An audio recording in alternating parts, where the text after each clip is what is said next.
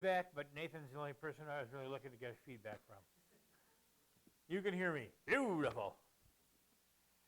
Well, my name is John. I'm one of the pastors here, and I have the opportunity to preach this morning. I hope it turns out to be a good experience for you. If not, don't tell Joe and Cindy, who are on our vacation right now. We have a number of people that are out, but we are glad you could come and join us this morning for our pre-Memorial Day service. I'm stalling while Spencer gets that video ready. Is that ready to go? And watch this short video.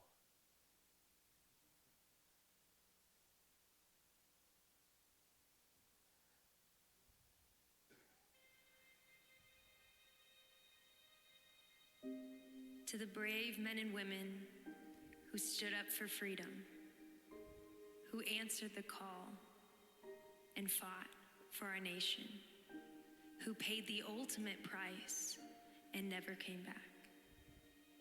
To the American soldier, we thank you. To the mothers and fathers who raised a hero, to the brothers and sisters with an empty space, to the sons and daughters who have only memories, to the wives and husbands who bear the void with pride, to all who've lost a soldier they love, no gift could repay your sacrifice. No tribute could match our admiration.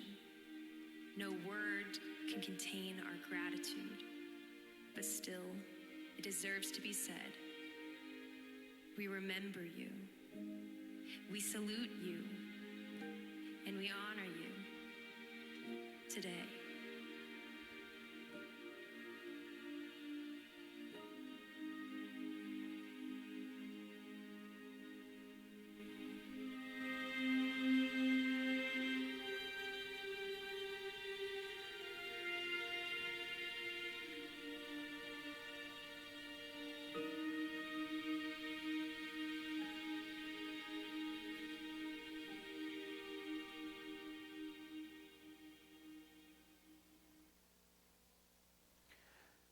So Memorial Day is tomorrow.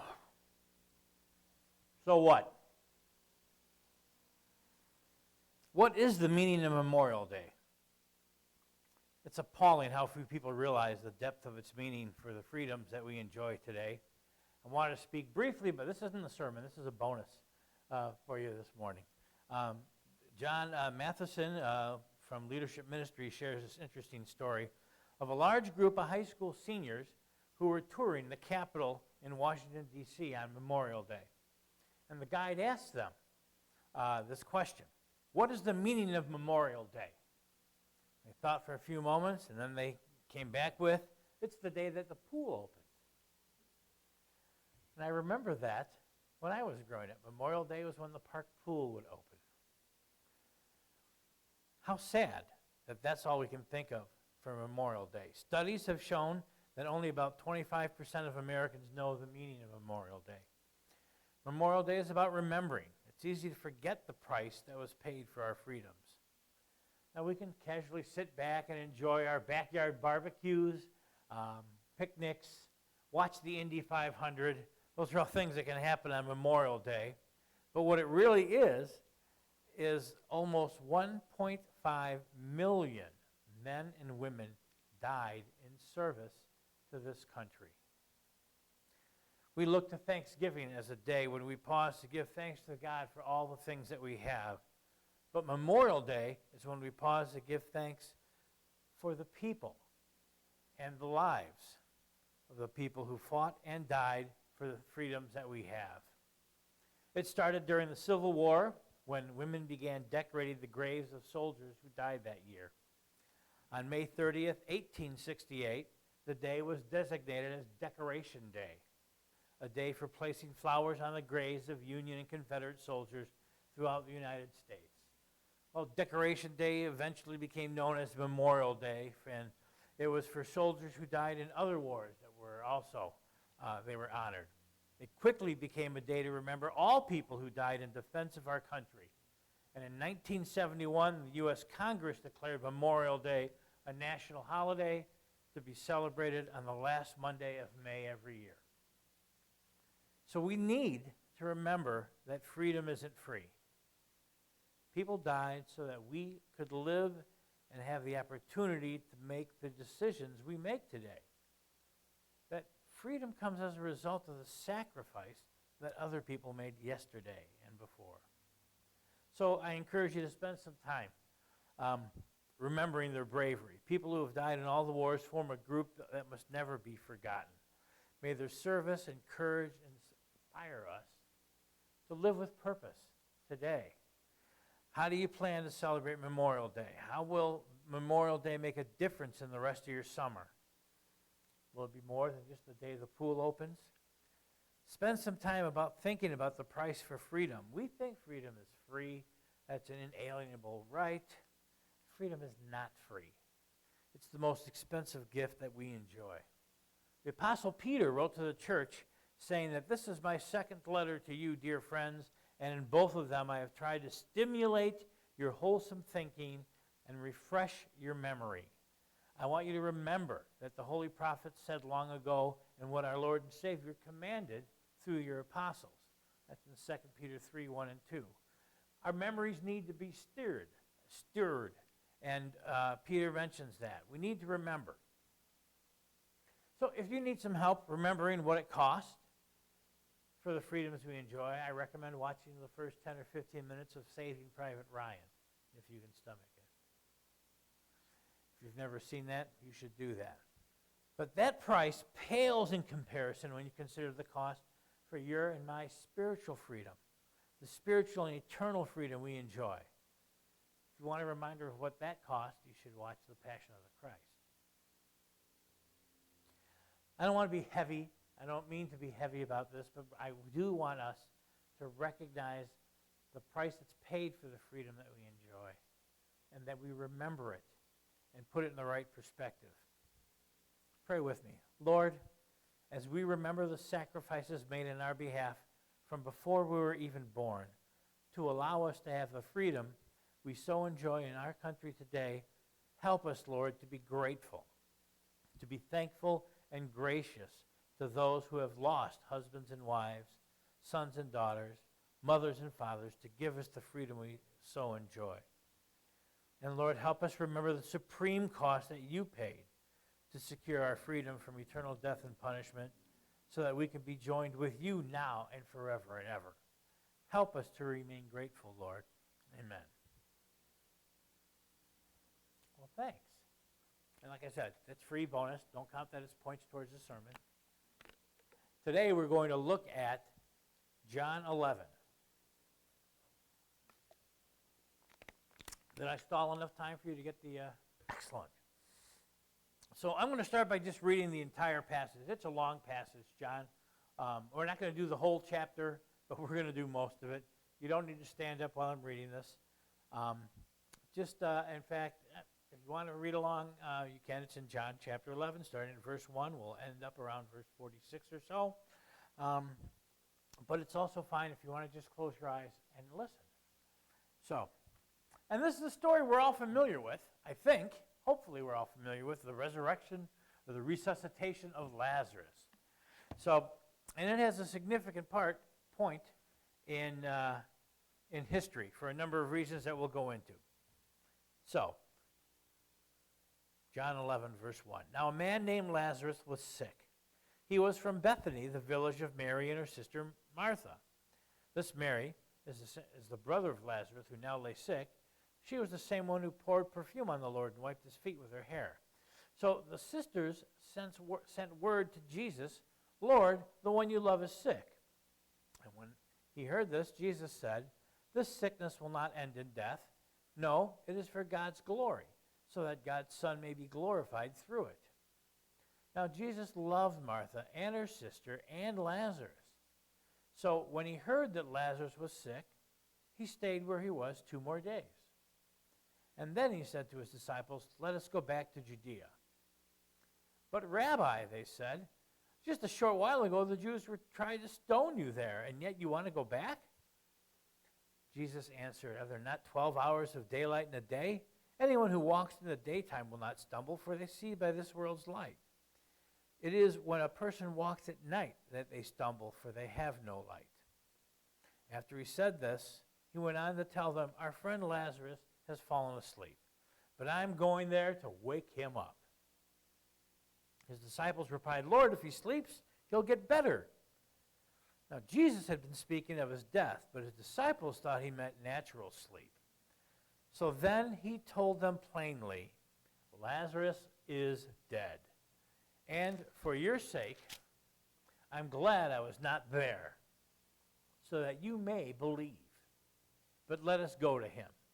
And then Thomas, who is also known as Didymus, the twin, said to the rest of the disciples, "Let's all go, that we may die with him." On his arrival, Jesus found that Lazarus had already been in the tomb for 4 days. Now, Bethany was less than 2 miles from Jerusalem, and many of the Jews who had come to comfort Martha and Mary in the loss of their brother. When Martha heard that Jesus was coming, she went out to meet him, but Mary stayed at home. "Lord," Martha said to Jesus, "if you had been here, my brother would not have died. But I know that even now God will give you whatever you ask." Jesus said to her, "Your brother will rise again." Martha answered, "I know he'll rise again in the resurrection at the last day." And Jesus said to her, "I am the resurrection and the life. The one who believes in me will live even though they die. And whoever lives by believing in me will never die. Do you believe this?" "Yes, Lord," she replied. "I believe that you are the Messiah, the Son of God, who has come into this world." After she had said this, she went back and called her sister Mary aside. "The teacher is here," she said, "and he's asking for you." When Mary heard this, she got up quickly and went to him. Now Jesus had not yet entered the village, but he was still at the place where Martha had met him. And when the Jews who had been with Mary in the house, comforting her, noticed how quickly she got up and went out, they followed her, supposing she was going to go to the tomb and mourn there. When Mary reached the place where Jesus was and saw him, she fell at his feet and said, "Lord, if you had been here, my brother would not have died." When Jesus saw her weeping and the Jews who had come along with her also weeping, he was deeply moved in spirit and troubled. "Where have you laid him?" he asked. "Come and see, Lord," they replied, and Jesus wept. Then the Jews said, "See how he loved him." But some of them said, "Could not he who opened the eyes of the blind man have kept this man from dying?" Jesus, once more deeply moved, came to the tomb. There was a cave with a stone laid across the entrance. "Take away the stone," he said. "But Lord," said Martha, the sister, "by this time there's a bad odor, for he has been there for 4 days." Then Jesus said, "Did I not tell you that if you believe, you will see the glory of God?" So they took away the stone.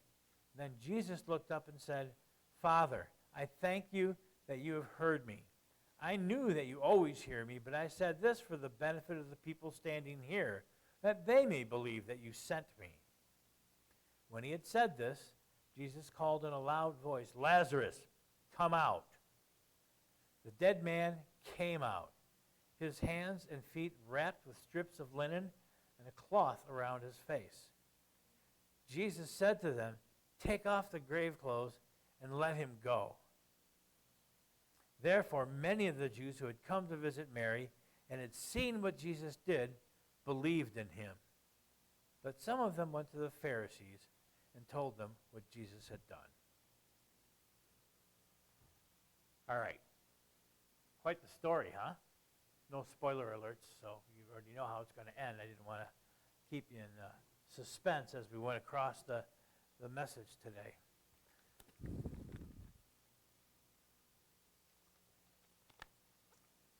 So I want to go over this a little bit because I think there's some significant things for you and I to pick up. Initially, starting in verses 1 to 3, there was a man named Lazarus who was sick. He was from Bethany, the village where Mary and her sister Martha lived. It was the Mary who anointed the Lord with perfume and wiped his feet with her hair, whose brother Lazarus was sick. So the sisters sent word to him, saying, Lord, he, our brother and your friend, whom you love, is sick. So let's set the scene here. Mary, Martha, and Lazarus lived in Bethany. Okay, they were single. And so, hey, it's kind of a cool thing in that culture for single people to have friends like that. They were good friends of Jesus. He would probably stay at their place when he was in Bethany. So the sisters send word to Jesus that Lazarus was ill, was sick. Now, it's a good thing to note here, they didn't make any request. It doesn't say, Jesus, Lazarus is sick, come quickly. Or, Jesus is sick, say the word. There was no other request with that. It was just a statement. Lazarus is sick. His response, I believe, was assumed. That simply crying out to God with my problems is enough. Are we aware of that? You know, as we make our request known to God, God's word tells us that even before you finish praying, he knows what you're going to say. He knows what your needs are. And I believe we can, although we should pray all our prayers and make our requests known to the Lord, I think we can safely assume that when we share our needs, our wants to God, that he is going to respond. His response is assumed, and I think that's correctly. Simply crying out to God with my problems is often enough. We pour out our needs, the Lord responds. Then, in verses 4 through 6, Jesus heard this. He said, this sickness will not end in death, but on the contrary, it's for the glory and honor of God, so that the Son of God may be glorified by it. Now, Jesus loved and was concerned about Martha and her sister Mary and Lazarus, and considered them her dear friends. So even when he heard that Lazarus was sick, he stayed at the same place 2 more days. Now, doesn't that seem a little weird to you? Okay, I'm glad. I'm not the only one that seems weird to. First, in verse 4, Jesus says the sickness is not unto death. And by the way, Lazarus was already dead when he got this message. We know that by what he says later as he explains it to them. You know, it takes some while for messengers to travel from Bethany to Perea where he was at and all that stuff. And so Lazarus was sick when they probably left with the message, but by the time they arrived to where Jesus was, he had already passed.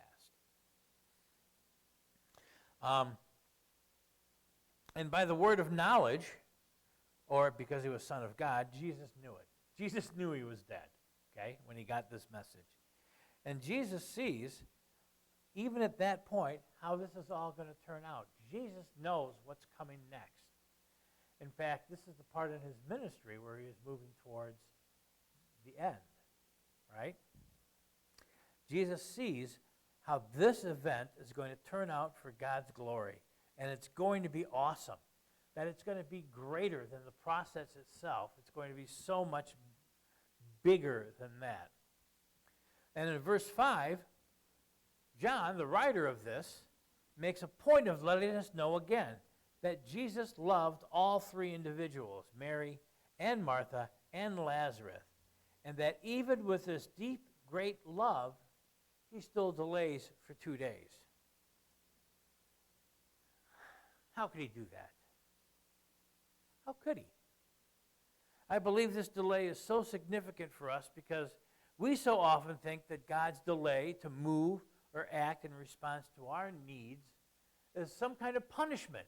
That if I'd have lived a holier life, God would have started to answer my prayer, right? Maybe if I actually gave a little bit more on Sunday, or if I served in the Sunday school, or if I behaved a particular way, or if I didn't watch that movie I know you really didn't want me to see. That there's some kind of punishment or involved in that delay. And the point that I believe this passage tells us is that the delay has got nothing to do with that. I believe in this passage the delay is made out of love, that God is going to bring even greater glory in the delay of that answer. And isn't that sort of like we are with kids? We don't necessarily understand everything that's going on. Reminds me of a great story of about a 12-year-old girl who her parents and grandparents say, hey, listen, your birthday's coming up. Whatever you want for your birthday, we're going to do. You name it, we're going to do it. And so she thinks, and she remembers what a blast she had earlier in the year at a bowling alley that she went to. They put the runners in the gutters so she couldn't get a gutter ball, and there were video games that she could play, and they had nachos and pizza.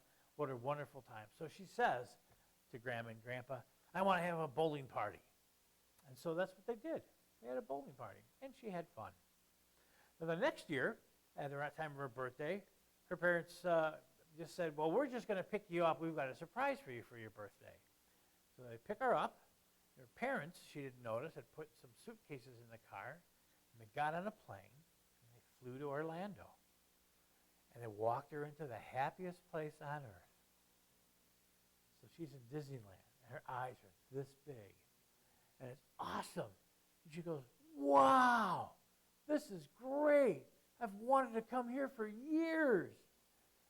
And Grandma says, you could have come here last year, but you didn't know to ask for it. And isn't that like what happens to us sometimes? We don't really know what to ask for. We're not necessarily aware of the possibilities of what God might do for us. We think, Lord, I just need a little extra money till payday, when he might want to bless you in a way that is so far above and beyond that. You with me? Thank you. It's important. So here Jesus delays. We're not sure why he's delaying. We do know why he's delaying, but we're going to get to that. But they don't know why. And yet, he says he's going to hold on a little bit. He's aware of the delay. Now, here's the other thing, too. Jesus is aware that this delay is going to cause pain. This delay is going to cause grief and anguish to Mary and Martha, those who loved Lazarus, because he's dead. And his delay is going to be a painful experience for them. Verse 7, he says to his disciples, let's go back to Judea. The disciples tell him, Rabbi, the Jews were only recently going to stone you there. Are you thinking of going back there again? Jesus answered, are there 12 hours of light in the day? Anyone who walks in the daytime doesn't stumble but because he sees by the light of this world. But if anyone walks in the night, he stumbles because there is no light for him. He said this, and after that he said, our friend Lazarus has fallen asleep, but I'm going there to wake him. The disciples answered, Lord, if he's fallen asleep, he must be getting better. He'll recover. However, Jesus had spoken of his death, but they thought he was referring to natural sleep. So then Jesus told them plainly, Lazarus is dead, and for your sake, I'm glad that I was not there so that you may believe. But let us go to him. And then Thomas, who was called the twin, said to his fellow disciples, let us go too, that we may die with him. Now, in the interest of time, I'm not going to go through verse by verse all these different things. I do want to comment a little bit on some verses 7 through 16. Here's the thing I want to say. One, Jesus is not concerned about the danger of returning to Judea. He's not concerned about that. He knows that he is virtually immortal until he has finished what the Father has called him to do. To put it in a milk carton kind of analogy, he knew what his expiration date was. You and I do not. We don't know what our expiration date is. That needs to impact how we live each and every day because we don't know when that expiration date is.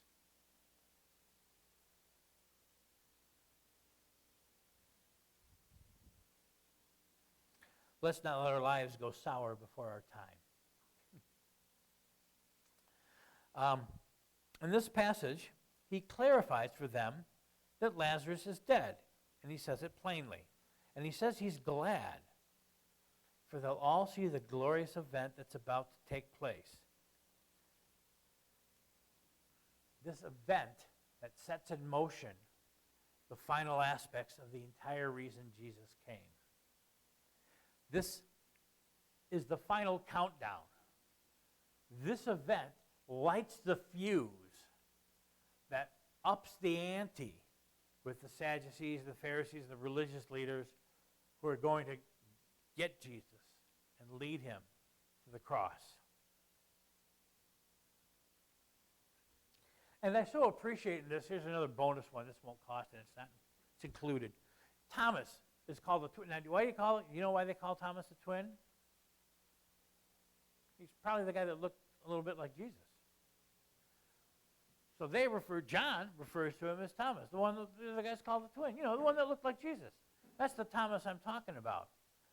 You and I, when we think about Thomas, what do we think about? Doubter. The doubting Thomas. What a bummer that the one bad thing in your life is what everybody remembers you for. Huh? Let's keep that in mind as we think about and refer to people based on the one bad event that happened in their life, the one who did this or that thing. And I am so amped up with him. Thomas knows it was bad in Judea just a little while ago. You know, I think they did a good job of this in the Chosen TV series. That's in season 4, episode 7. They did a pretty good job of this entire exchange there. So if you're not watching the series, go get it and watch at least that episode 7 of season 4. And you'll see the resurrection of Lazarus and all that. But Thomas says, I'm in. Even if it's the end of us, I'm going with you. So in verse 17, when Jesus arrived, he found that Lazarus had already been in the tomb for 4 days.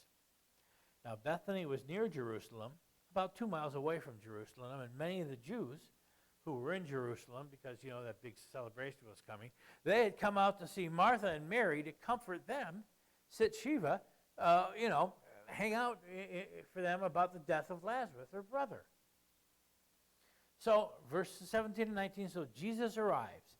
They tell him Lazarus has been dead for 4 days. Now, why is the fact that he's been dead for 4 days important? And this is where it's helpful sometimes to have a little information that you can bring to the Scriptures by reading other books about biblical times and get that. And so one of the things that many of them mention that I'll share with you is that there is a superstition that's prevalent in that culture, that when a person dies, their spirit would hover over the body for up to 3 days. They would kind of hover there over the body. That's one of the reasons why they do all the different things they do. They cover all the mirrors and all this other stuff, because the spirit of that person is kind of still nearby after they've passed. But after 3 days, that spirit's gone. During those 3 days, there is perhaps a possibility of resuscitation, that someone could be brought back. Jairus' daughter might have fit into that category in their minds. Okay? The importance here of waiting for 4 days is that possibility is totally removed from the minds of all the people who are seeing these events unfold. They know it's been 4 days. The decay has set in. His spirit is not hovering over him anymore. There is no possibility of any kind of good outcome for Lazarus any longer until the end of the world. So,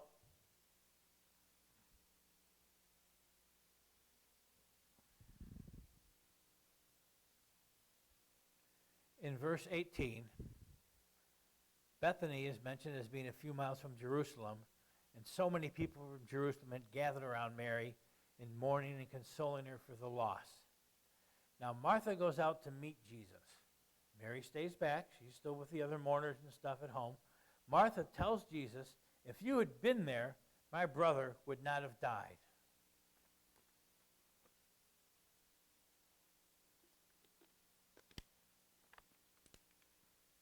How many of us have made similar statements? How could you let that happen, God? God, why didn't you stop this? God, why didn't you prevent this? How could a loving God allow my 10-year-old child to die? How could a loving God let my spouse or parent pass on?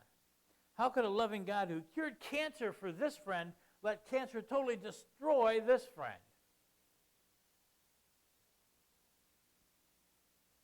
We've made those things, haven't we? Let's be honest. We don't understand.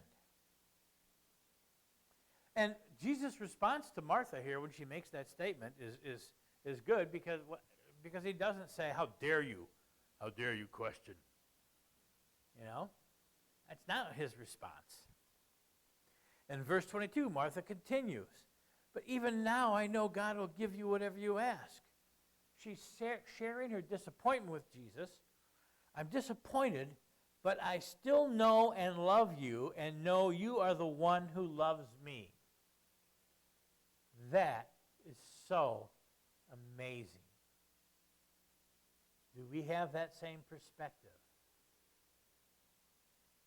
Though he slay me, yet will I serve him. As Job said. Martha had not lost hope in Jesus. She still trusts him.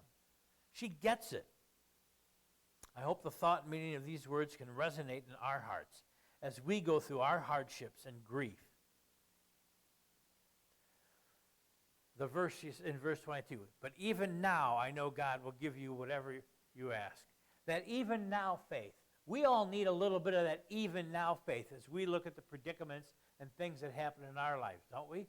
That even now in the midst of this, in spite of these circumstances, in spite of our hurt, in spite of our disappointment, in spite of our pain, in spite of our grief. And we know this. We know God's plan in the garden was not for death to even exist. That happened as a result of the fall, where sin and death and disease and decay moved into the world, into that garden. And he's going to fix it eventually. We're living in this already not yet, in this inaugural space where Christ has come and he's going to come back and he's going to wrap all this up. But in this meantime, we have these experiences. Martha in verse 23 believed in the eventual resurrection of the dead. But she needed to anchor it to herself, to her personal story, to what had just happened with Lazarus. It needs to be a truth that you and I can apply to the right now part of our life. Yes, there is a resurrection. In fact, Jesus clears this up greatly in verse 25. I am the resurrection and the life. Whoever believes in me will, even if he dies, and whoever believes in me will live, even if he dies. And everyone, in verse 26, who lives and believes in me will never die. Do you believe this? And she said to him, yes, Lord, I have believed and continue to believe that you are the Christ, the Son of God, he who is destined and promised to come into this world. I get goosebumps, man. I hear that whole like Avengers theme playing in the background, you know, ba-da-dun, ba-da-dun, ba-da-dun, da-da-dun, da-da-dun. Okay. And this event is going to set some tremendous things in motion. But one thing I do want you to know, guys, you see, there's no reason for us to fear death. But it's okay to fear dying. I am afraid of dying. I'm telling you that. I'll be honest. Dying sucks. I've seen it happen. I've been there while it happens. It is not a pretty thing. I'm doing a funeral this Saturday for a friend. And the last few hours in hospice were not pretty. But there's no fear of death because we know after that dying that there is a tremendous peace and power and glorification that takes place. There's no need to fear death. There's no reason to fear death if you believe and trust in Jesus. Should put that qualifier on there. Martha declares that emphatically. I believe you are the Messiah, the Son of God, the one who has come into the world from God, and that is exactly what's required for you and I to believe. that he is the Messiah, that he died on the cross, that he rose again 3 days later, that he ascended into heaven, that he sits at the right hand of God, that he sent the Holy Spirit to them to launch the church on Pentecost, something we're going to be celebrating very soon here. Verse 28, after she had said this, she left. She calls her sister Mary privately, whispering to her when she gets back to the house, the teacher is here and asking for you. And when she heard this, Mary got up quickly and went to him. Now, Jesus has still not entered the village, but was still at the place where Martha had met him. So when the Jews who were with her, Mary, in the house, comforting her, saw how quickly Mary got up and left, they followed her, assuming she was going to the tomb to weep there. So now, these mourners, and again, a lot of it was a convenience. They had been in Jerusalem anyway, so it's sort of like there's enough family around to actually even more comfort and mourn. And has anybody ever been to a shiva, a Jewish? Has anybody had a Jewish friend who passed away? Guys, they don't mourn like you and I do here. Our country is very much influenced by the English and British people who launched this place. But boy, in the Middle East, when somebody dies, there is tremendous groaning and mourning and anguish and crying. They mourn. In fact, they had professional mourners that they would bring in who would do that, who would get paid to come and join in to this mourning of this passing of somebody. So anyway, Mary gets up and leaves. Now all these people see her ducking out, and they're going, oh, she's going to the tombstone, to the gravesite. Let's go with her. And so they follow her out. So now you've got even a larger crowd that is going to see this most powerful event that is a preview. It's like a clip of the coming attraction, right? Do you see what God has orchestrated here in this? This is amazing. Mary, anyway, I digress, I'm sorry. She follows him, the group follows her. Mary gets to the place where Jesus was. She saw him. She fell at his feet. She says to him, Lord, if you had been there, my brother would not have died. Same thing Martha said, Mary said. God, if you had been here, he wouldn't have died. That's so human. When Jesus saw her sobbing, and the Jews who had come with her also sobbing, he was deeply moved in the spirit. Some translations say he was angered. His anger was building by the sorrow caused by death. This is a good reaction. This is the humanness of Jesus, seeing the despicable things that we go through as a result of what the enemy has done since the fall. Jesus is angered by that we have to experience the grief, the pain, the loss. He's moved, he's troubled, and he says, where have you laid him? They said, Lord, come and see. And Jesus wept. Shortest verse in the Bible there, right? Verse 35. He wept. And he wept because he was connected to their grief. And he knew what he was going to do. He knew what he was going to do. But he knows, he feels, he has those emotions. God is not an emotionless person. If you've seen Jesus, you've seen the Father. These are the same attributes of the Father. He hurts. He cries. He feels. He knows what we are going through. And even he knows how it ends. Even though he knows the great news that is coming down the road, he knows with us. He hurts with us. He cries with us. He feels that on us. And we need to be aware of that. I'm sharing this morning because we all have had some of these experiences. Maybe some of you are going through them right now. And you need to know that God is not oblivious to that. He is not beyond that. He cries. He feels. He weeps for you and me.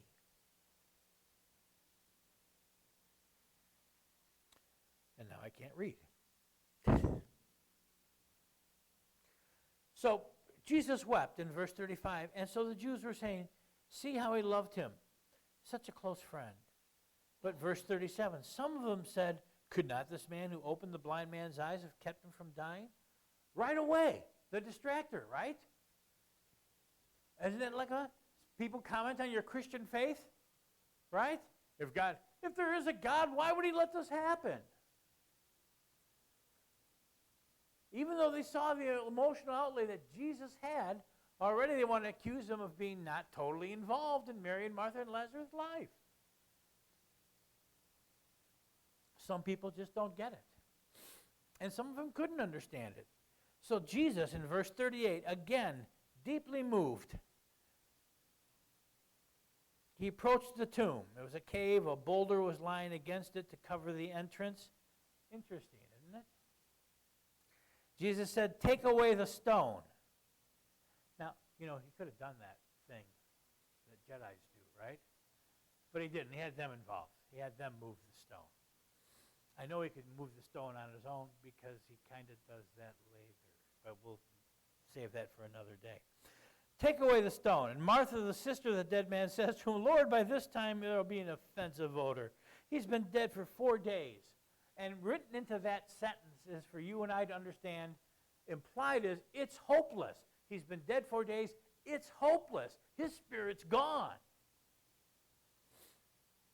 Jesus said to her in verse 40, did I not say to you that if you believe, you will see the glory of God, the expression of his excellence? So they took away the stone. Jesus raised his eyes towards heaven and said, Father, I thank you that you have heard me. I know that you always hear me and listen to me, but I have said this because of the people standing here, so that they may believe that you have sent me. And when he said this, he shouted with a loud voice, Lazarus, come out. Out came the man who had been dead, his hands and feet tightly wrapped in burial cloths, and with a burial cloth wrapped around his face. And Jesus said to them, unwrap him and release him. So then, many of the Jews had come to be with Mary. They had rushed out with her. They were eyewitnesses to what Jesus had just done, and they believed in him. But some of them went back to the Pharisees and told them what he did. Now, again, keeping in mind that the prominent religious leaders were probably Sadducees, who didn't believe in the resurrection, so that's kind of screwed with, right? Just happened here. Wait, how can that be? So some of them are already not believing, seeing this master event. Again, this is the final countdown. This kicks it off, guys. This is where the clamor is going to grow and grow and grow.